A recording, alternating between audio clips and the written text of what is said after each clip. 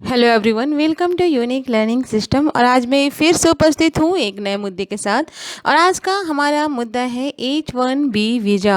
आप इस वीडियो को अंत तक ज़रूर देखें क्योंकि इसमें हमारे द्वारा सभी महत्वपूर्ण तथ्यों को संग्रहित किया गया है, जिससे कि हम उम्मीद करते हैं कि यह आपके आने वाले सभी एग्ज़ाम में मददगार साबित होगा। इस वीडियो के अंत में हमारे द्वारा कुछ सवाल भी पूछे जाते हैं जिसका जवाब आपको कमेंट बॉक्स में देना होता है। तो चलिए शुरू करते हैं हम अपना आज का मुद्दा और जानते हैं H1B वीज़ा से जुड़ी हुई उन तमाम बातों को। अब हम देखते हैं कि आखिर क्यों रहा यह सुर्खियों में। हाल ही में अमेरिका में कोविड-19 के कारण बेरोजगारी में हो रही वृद्धि को देखते हुए H1B वीज़ा सहित प्रवासी कामगारों से जुड़ी अन्य सभी योजनाओं को स्थगित करने की मांग तेज हुई है। इसके अतिरिक्त देश में कोविड-19 की महामारी के दौरान अमेरिकी कामगारों के हितों की रक्षा हेतु अमेरिकी राष्ट्रपति ने 22 अप्रैल 2020 को यह उद्घोषणा जारी की थी। अब हम देखते हैं इससे जुड़े कुछ महत्वपूर्ण बिंदुओं को।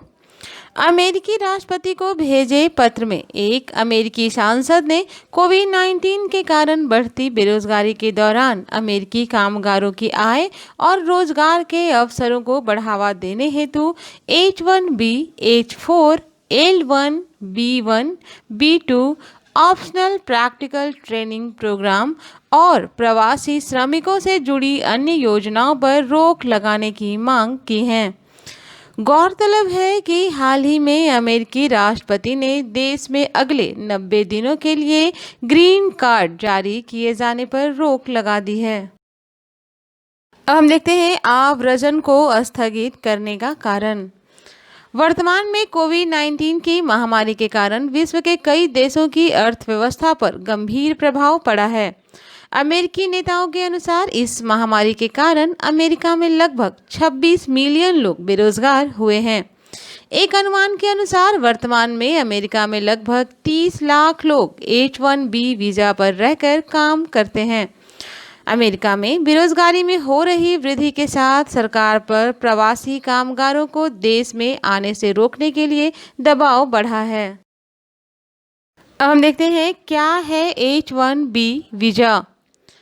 H1B अमेरिकी सरकार द्वारा दिए जाने वाला एक वीज़ा है जिसके तहत अन्य देशों के कुशल कामगारों को एक निश्चित अवधि के लिए अस्थायी रूप से अमेरिका में रहकर कार्य करने की अनुमति दी जाती है। H1B वीज़ा प्राप्त करने हेतु कुछ न्यूनतम शैक्षिक मानक भी सुनिश्चित किए गए हैं, जैसे कि स्नातक या समकक्ष डिग्री होना या फिर नियोक्ता द्वारा निर्धारित योग्यता का होना। के द्वारा किए गए सख्ती पर भारत पर इसके क्या प्रभाव पड़ेंगे, अब हम देखते हैं। भारत के बहुत से युवा कामगार अमेरिका में कार्य करने और अमेरिकी नागरिकता पाने के लिए H1B वीज़ा का रास्ता अपनाते हैं। अमेरिका द्वारा H1B वीज़ा संबंधी नियमों में सख्ती का भारतीय कामगारों और कंपनियों के लिए एक बड़ी समस्या बन गई है।